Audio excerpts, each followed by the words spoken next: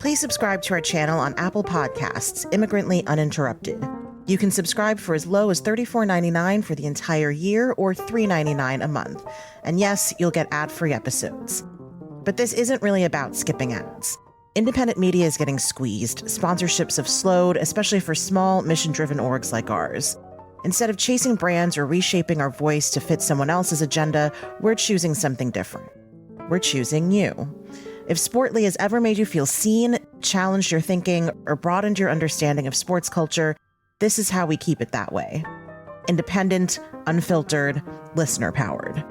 Subscribe to Immigrantly Uninterrupted and help us build this on our terms. Once you do, DM us on Instagram at SportlyPod so we can thank you.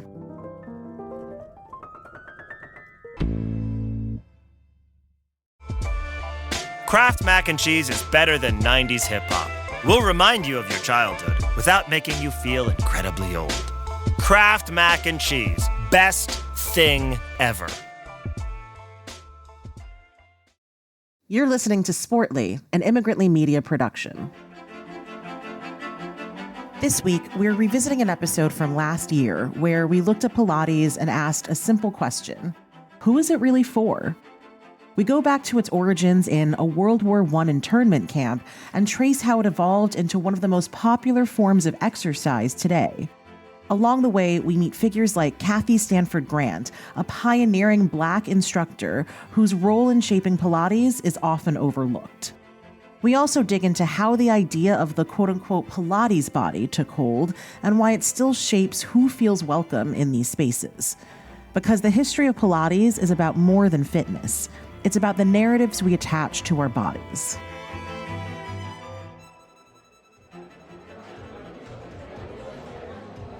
Shoulders over your hands, hips right over your knees. Grab your When you imagine a Pilates studio, you might think mats, resistance bands, wooden chairs, white walls and light oak floors. The decor? Minimal and clean. Maybe one of those quintessentially millennial neon signs in a sea of beige and soft neutrals. But what you're picturing isn't just a studio, is it? It's an aesthetic. Affluence and minimalism, or quiet luxury. Really, it's the aesthetics of whiteness.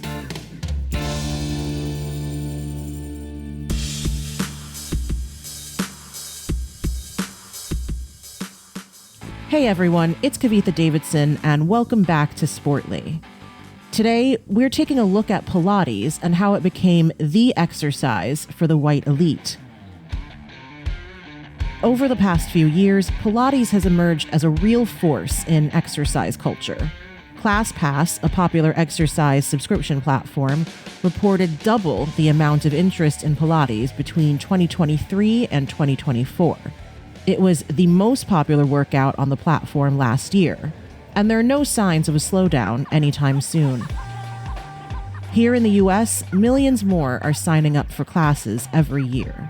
And it seems to be most enjoyed by very specific subsects of people, coined the LA Pilates girl in the Los Angeles Times. They're white, thin, and wealthy. But is it actually true that Pilates has always belonged to white people? Where did that image come from? And why does Pilates continue to feel so exclusionary? How can we change it?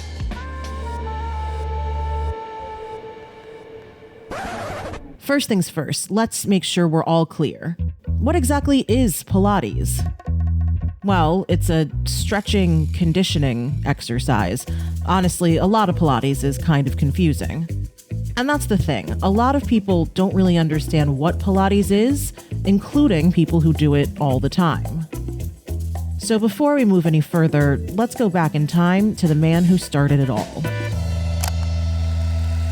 Joseph Pilates, the founder of Pilates, is not your typical hero. His story really begins at an internment camp in the United Kingdom. You see, Pilates had moved from Germany to England in 1912 to pursue a career as a circus performer and boxer. And at the start of World War I, Pilates found himself on the wrong side, simply by virtue of his German citizenship. He would be joined by tens of thousands other Germans, Australians, and Irish, forcibly interned at the Knockalow internment camp in the Isle of Man. Their crime? Belonging to the wrong nationality or ethnic group. Morale was understandably low at the internment camp. With little to do, confinement took a real toll on the mental health of the interned. Many were physically ill as well. The camp hospital was packed with sick prisoners and few resources to treat them. But Pilates set out to make the best of his incarceration. He viewed it as an opportunity to answer big questions he had pondered since childhood about the capabilities of the human body. So he began studying scientific treatises, the dexterous ease of cats, and the carefree movement of children, using them to develop new exercises. Here's a clip from the PBS mini-documentary, Mr. Pilates. Joe, exercising, knew that it was something that helped his personal suffering and knew that physical fitness invigorated him to keep going. But Mr. Pilates was never selfish. For him, the work was really about finding ways of helping his sick and injured friends. He was able to get people to get off the ground and do something physical to get through all that they had to deal with. By the end of his internment, Pilates had invented what he called contrology, a type of exercise that uses repetitive movements to build core strength, flexibility, and posture. Today, we know it as Pilates. So maybe you're wondering, how did Pilates go from an exercise for the sickly and injured to a status symbol for wealthy white women? In fact, the next person to play an important role in making Pilates into what it is today wasn't white at all. You tell yourself, no one wants your college-era band tees. But on Depop, people are searching for exactly what you've got.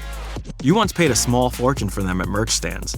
Now, a teenager who calls them vintage will offer that same small fortune back. Sell them easily on Depop. Just snap a few photos and we'll take care of the rest.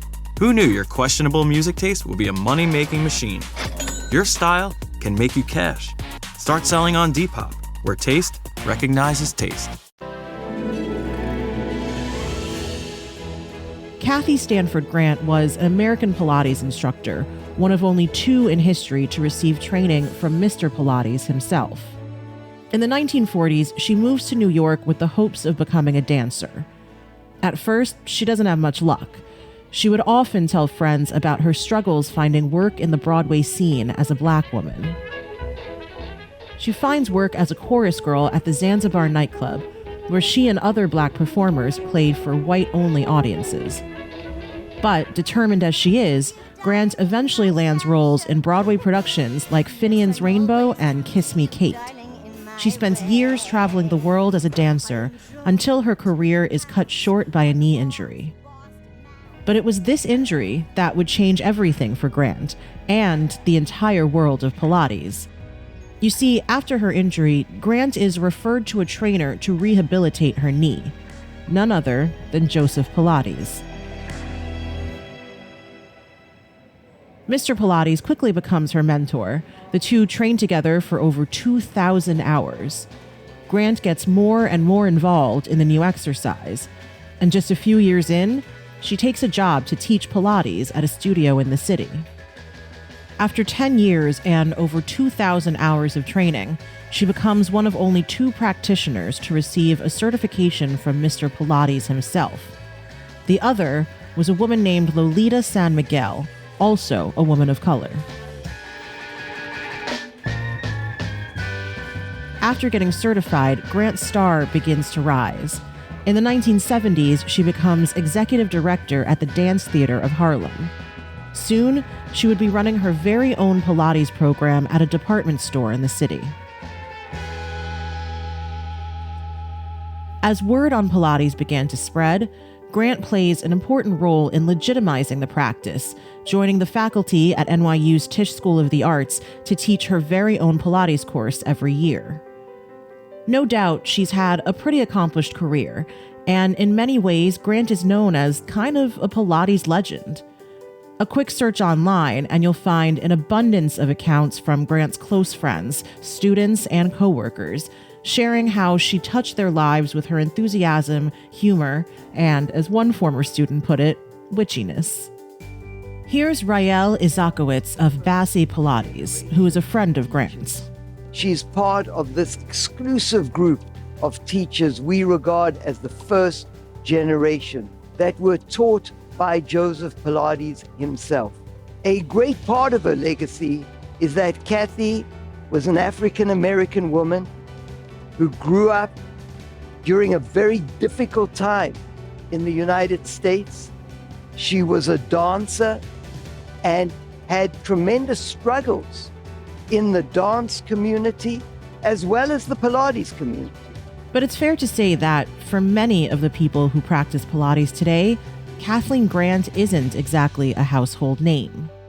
While you can find extensive biographies, tributes, and plenty of other kinds of content about Joseph Pilates, the same can't really be said for Grant. This kind of erasure of such a fundamental figure in the Pilates space is really just a symptom of a larger problem, the lack of visibility for people of color. And people are taking notice. Head over to the opinions column of the Los Angeles Times, and you'll find writers like Amanda Walajono begging the question, who gets to be a Pilates girl? For a lot of women of color, the answer feels like a simple, not us.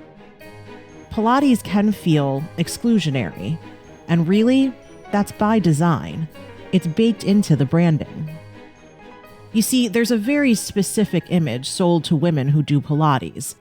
This time, rather than picturing a Pilates studio, I want you to envision the Pilates body, the one so many women are promised when they sign up for a course. Is it petite, slender, toned?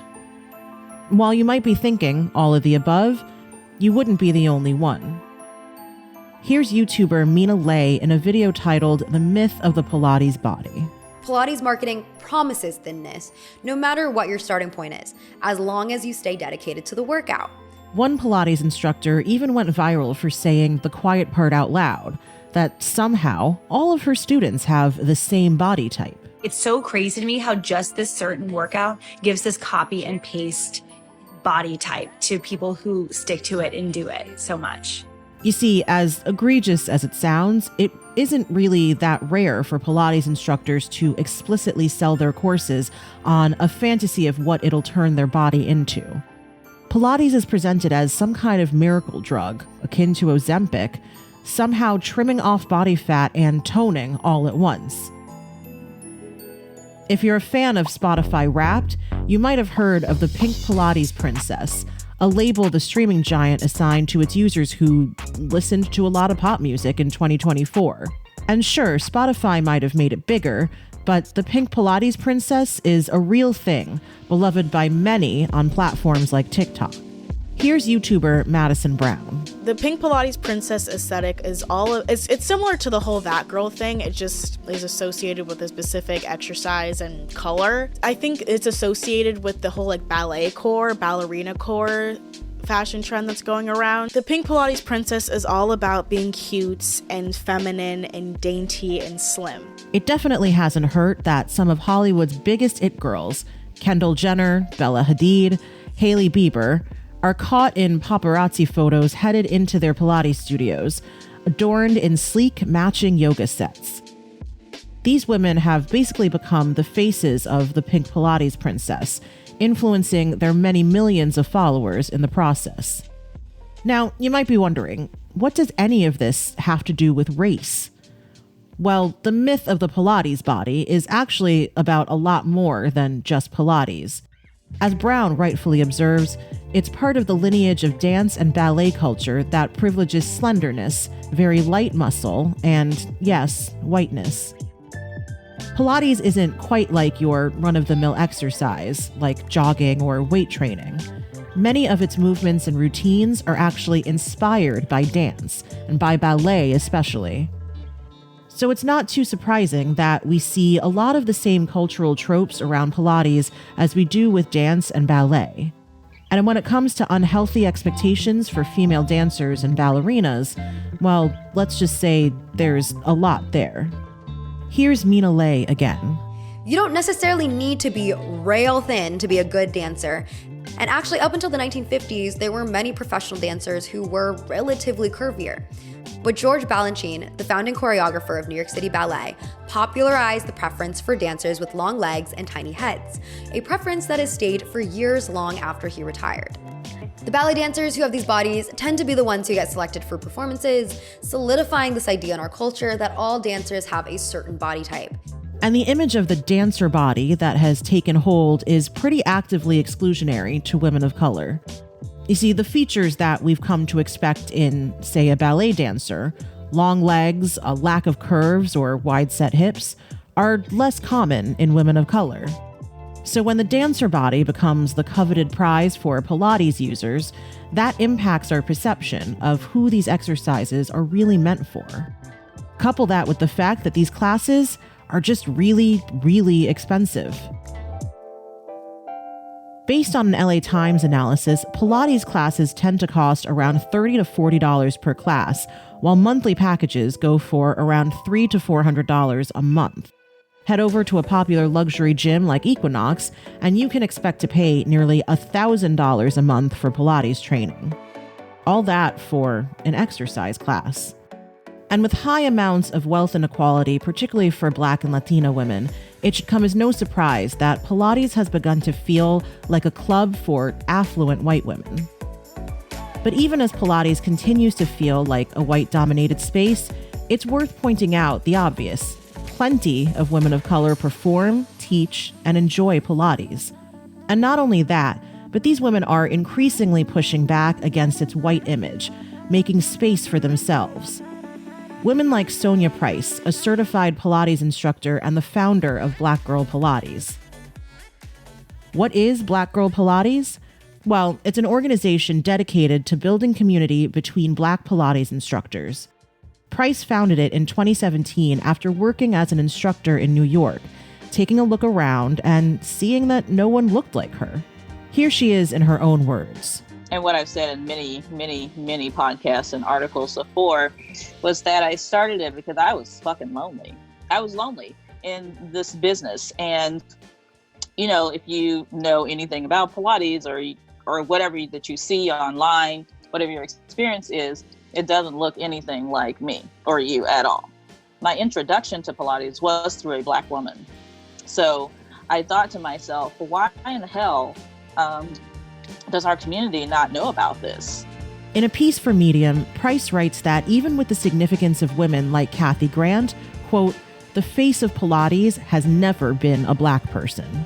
And rather than just ceding the world of Pilates to white people, Price's group is working to change it. What started off as just a support group is now a full-fledged organization, complete with their own courses, workshops, and even an annual conference. That kind of work challenges the white, affluent image of Pilates that keeps women of color from feeling welcome in its spaces. And the message is really resonating. Black Girl Pilates has been profiled in outlets like Women's Health, Self, Healthline, and The Washington Post. And they aren't alone in their efforts. Just a few years back, Mickey Havard, a certified Pilates instructor, published Pilates for Everyone, a book that provides movements for bodies of all shapes and sizes. So there are signs that the tide is turning.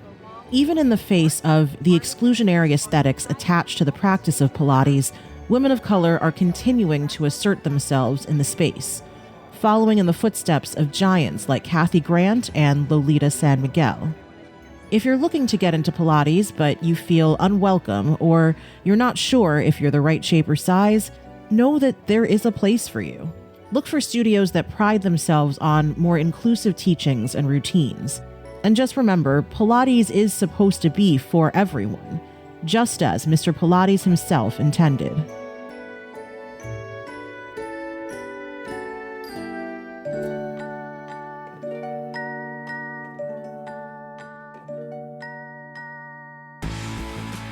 Thanks for tuning into Sportly. Tune in next week and every week after for a new episode. And if you have thoughts or suggestions for a topic you'd like me to cover, I'd love to hear from you. please email me at kavitha@immigrantlypod.com. And if typing a long email isn't your thing, record and attach a voice memo to your email. Who knows? I could read or play it in one of the upcoming episodes. Sportly is an Immigrantly Media production. This episode was produced by Sadia Khan. Our associate producer is Andrea Koskay. Written by Nicholas Black and me, Kavitha Davidson. Research and fact-checking by Suhasini Patni. Our sound designer and editor is Paroma Chakravarti. Our theme music was created by Simon Hutchinson. Other music by Epidemic Sound. Tune back in next week for more Sportly.